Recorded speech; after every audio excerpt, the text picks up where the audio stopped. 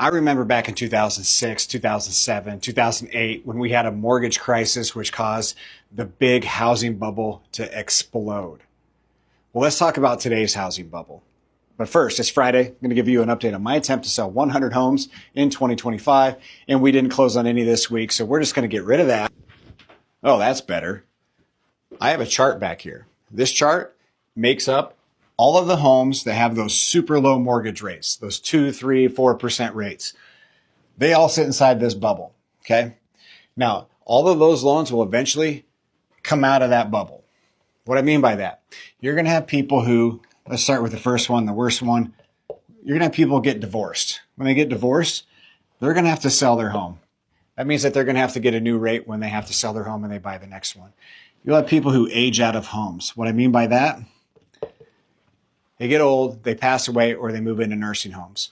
So if they have one of those low mortgage rates, they're also going to be getting out of that low mortgage rate.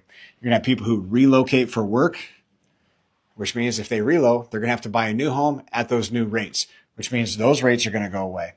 Then you have people who grow out of their home. Someone who bought a home in 2020 who got 3% for a mortgage rate, or let's say that they bought a home in 2010 and they refied at that low interest rate. So now they're sitting on this great mortgage rate, but now they got 3 more kids and they just don't fit in their home anymore. It's time to move.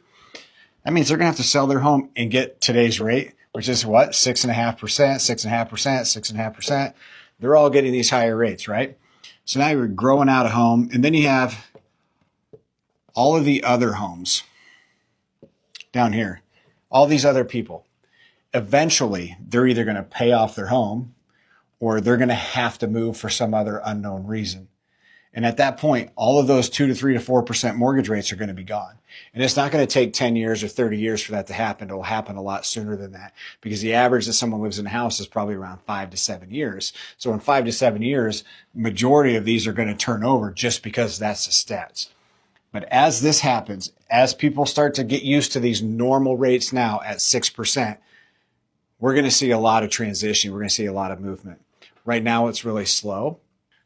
But as people start to get used to this 6% rate, they're going to start deciding, hey, I'm not waiting for these rates to drop anymore. The time is now. We got to make a move. So as you age out of houses, as you outgrow homes, as your relationships change, or you relocate for job, a lot of these people are going to have to sell their home. And then they're going to be buying new homes at those new rates. And the idea of keeping that 2 to 3% rate is going to fade away slowly but surely. And that's my Friday update. So make sure you come back next week to see if we get any closer to that 100 house goal.